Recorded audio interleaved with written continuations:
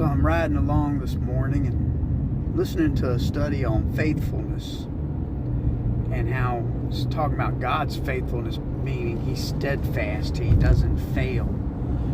It's not that He has trust in us, but that He's steadfast. He already knows what's going to happen, so it wouldn't be a matter of faith like we think of it.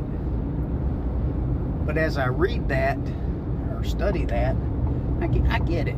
But it made me think about something else, and that's when we become victim to our own thoughts. The faithfulness that God had to us, He calls for us to have that same faithfulness. In a marriage, a man is considered faithful not because he never has doubts about his wife, not because he never has doubts about himself or his relationship, but he's faithful because he's consistent in spite of his doubts. He's committed to that relationship. So to be faithful, he doesn't go around and cheat. In fact, he puts up walls and barriers so that he won't. And as I was thinking about that, I started thinking about myself in my relationship with my first wife and my daughter, and my faithfulness in that relationship. And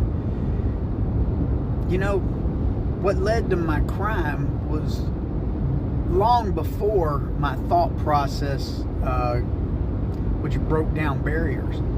And I know that sounds strange to some of you, but if you get it, you're going to get it. If you don't, you're not. But it began when I began to cheat on my wife in my mind.